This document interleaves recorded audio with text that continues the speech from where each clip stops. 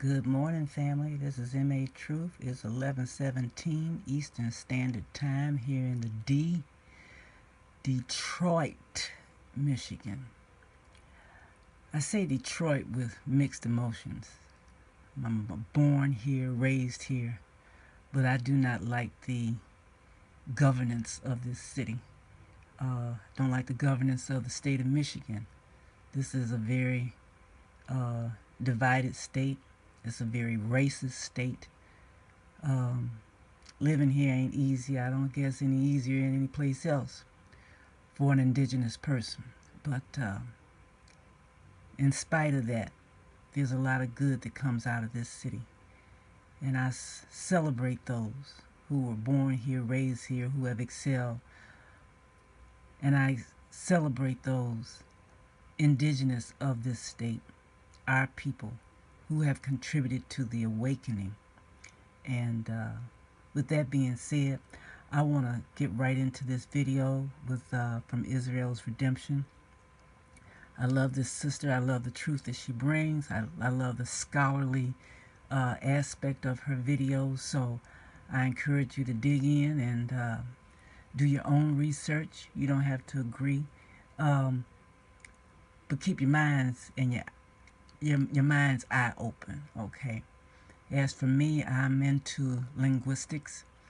I'm into discovering the metaphysical aspects of all that we encounter, and stuff is not as we always view them to be. So here she is, and her video is entitled "In the Bosom of Abraham: Our Hebrew Language Revived." And keep in mind, family, that a lot of the information that we dig out and has been dug out comes from Eurocentric peoples. But as King Drop would say, we got to get the babies out of the bath water. So that's our job, is to get the babies. So let's get some babies right here, okay? The so-called Bible, that is a very recent translation, because that covers over what came before it. So it's like uncovering layers and layers of dirt, right? Because we're digging for hidden treasure. The deeper you dig, it's the same way with the language. We have to dig. We have to search. We can't deal with what's on the surface. This right here is surface. It's all false. Now, I have a book that was written, I think, in 1830. Well, I don't know when it was written. It was published. The published date is 1838 or 1835. And I'm going to refer to that to show you, we're basically going to compare that to this list. You're going to see some changes. So let's go down this list here. Note the differences. Note the first letter is not the al. It is ad. First letter is ad, and it means a man. Now I'm going to say these sounds with the ah sound, the root sound of our language. Ah, ba, da. Right? Those are the sounds. So let's go down the list here. First one is ad.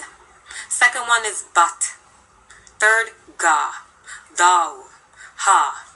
Now this letter, this next letter here, in the modern, the foreigners, okay, those Anglo-Saxons, Germans, English, all those people, they have switched the sound, and they put V's here.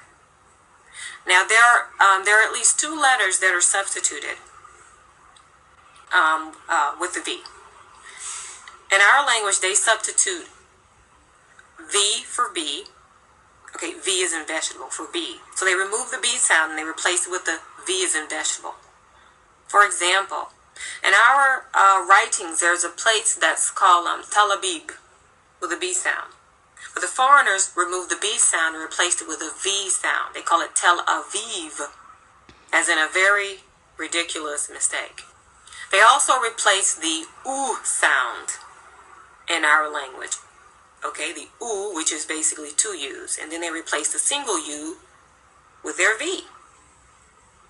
So this letter here should be uo, which is where woe comes from. It's not vab, it's uo.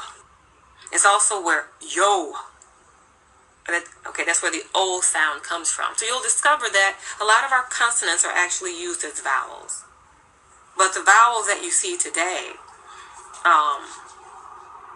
were not written by our people. They were derived from our letters by foreigners. So let's go to the next part of the list. The next one is the. Now I'm not saying the last part, and when I get to the bottom of the list, I'll explain why. Okay, the next letter is the. This one is kalk. The next one is ta, and there's your I. So in our language, we do have a long I sound. We have a long U sound. We have a long O sound. But the primary sound of our language, the root, is ah. When we start talking about these long vowel sounds, I will explain to you how we know what they mean and when to use them. Now the next one is ka. Don't let that C throw you off, because we'll talk about that ka and why they removed it. But it has the hard K sound, ka. The next one is la, but they have the I after it. So there are various ways of writing our letters. You can write it as la or lai. And then we have the na, sa, aul, pa, za, kau, ra, shash, and tat. Now talking a little bit about na and zan that I mentioned. They added the na at the end. That's all they did. So they added the na at the end of za. Za means to cut off. Now when we dig deep into the language, you're going to realize that you do not allow yourself to become stuck by focusing on one definition or meaning, because I'm going to show you something, a rule. There's a rule to our language, and if you don't know that rule, you're going to trip yourself up. Our language does not work like English. I'm telling you, it does not work like English at all. And once you know that rule, how this language works, it will be very easy for you to acquire it. So on the very far right side, you're going to see some meanings they have here. For zan, they have a knife. Za, not zan. It should just be za, which means a knife, or it means to cut off or to cut. And then here they have the expression kalk, the bosom. It doesn't mean the bosom. It means to surround with a wall of protection. So the next thing we do is look for examples in our language, because this is what I do. When I saw this kalk here, because I realized it's not in the modern list, my first question was, okay, who of our people has this letter in their name? Of course, the first person I thought about was Enoch, because at the end of his name is the letter kalk. But I was still a little puzzled because I didn't see it in the beginning. I didn't see it at the front of his name. But then I remember reading a passage from the very old 1611 King James Bible. It's in Genesis chapter 5, verse 24. And I remember seeing in a side note or footnote, they actually put the correct pronunciation of his name. And lo and behold, the letter kalk was there. But I'll let you see it for yourself. His name was Karnak. Remember, kalk means to surround with a wall of protection. But his name was Karnak. You'll also realize about our language that it sounds very ancient, because it is. As a matter of fact, linguists do not hesitate to claim that our language is the mother or the mom of all languages on earth. I haven't dug into that part yet, so I won't agree with them and I won't disagree. I'll just leave it up in the air. But when you listen to our language, you will realize that it is a very ancient sounding language. So one of our patriarchs, his name was Karnak. Today they call him Enoch. Okay, now another letter in this list that I want to focus on, because I have some good examples, is the long I sound. Because remember, the root sound of our language is ah. And we will talk about the differences between the ah sound and then your long vowel sounds. You, oo, and the long I. Because you need to know when to use those sounds in our language. Now, as for the long I sound, one of the examples that we have is in a so-called Old Negro spiritual. Now, recorded history states that our people, when some of our people were brought here, And when a lot of our people were fleeing or trying to escape the bonds of slavery, they would sing a song. And they would say, Kumbaya. Now, Kumbaya, the first letter, the first sound you hear comes from letter Kok. Kok, of course, means to surround with a wall of protection. But they said Kum, not Kam. They said Kum. So there's your long U, which we're going to talk about soon. The next sound that you hear after the Ku is the letter Let's look at that letter here. In this list, it says that the letter means water. Well, it doesn't mean water. It means liquids. So whether the liquid is spittle, blood, water in a lake, this is what this letter or this sound governs. It deals with liquids and fluids, including blood. And we're going to get deeper into that too as we talk more about the language, because you have to know how this language works. You can't just give it one definition and just say that's it, because our language does not work like that. So our people said kum. Now if you use the letter by itself, we would say amma. Or if we want to take the other off, you just say amma. That's the letter by itself, amma. So they said kum, and then the next one was bai. Now let's go back up here and see what ba is supposed to mean. In our language, ba, okay, because they have the tat right at the end, but the letter is ba. They have here a house. Well, it doesn't mean a house. It means a covering. Something that something can be put into. Something that can be housed. Or I should say something that houses something. Something that stores something, like a storehouse or whatever. So now you're beginning to see our language doesn't work like English in that we can't take one letter and we can't box it into a definition like that. It just doesn't work that way. What I want to do, I want to go back to the letter Of course, there's another way to say it is amma. But I want to revisit that letter, because there's something about the letter that you need to know to understand why our people used it in that song when they said kumbaya. Kumbaya. What I want you to do is to take your hands, and I'm going to put a picture up here so you can see it. And I want you to use both of your hands to make a W. And we're going to call this the wing formation, because one thing that I've been taught by the Most High is that we get our letter symbols, which some would call hieroglyphs. We get them from nature. And depending on their function in nature, this is how we know to use them in sentences and in words or in speech. So we're going to use our hands, the right and the left, and we're going to make a wing formation. Hold it up right in front of you, and you see the W. This is the uwa.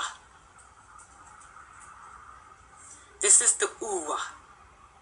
This is where the wa sound. When you make the W sound with your lips, you automatically pucker your lips and you make the oo first. In English, they call it the double U. Now you keep your hands that way and just turn them down, upside down. You're going to make an M. So the letter M, the symbol, also means to come down. This is how our language works. And I want to share these rules with you because you're going to struggle with the language if you don't realize this. This is exactly the same thing that I've shared with some of you who have written to me in the email, so some of this is not new to you. I wrote this to you in the email, shared the pictures with you, so you are very familiar with this. But the letter M also means to come down. Now remember we said that M governs all liquids, even blood. So in our language, if we want to speak about the female time of the month, the letter M or the letter Amma will come into play because blood is involved and it comes down. That's how it works. That's how the language works. So now you know the first part of Kum is our people asking the Most High to Kok, surround them with a wall of protection. And then they said, come down. Now, when we made the W with our hand, you should have seen that it forms the wing formation. It looks like bird wings.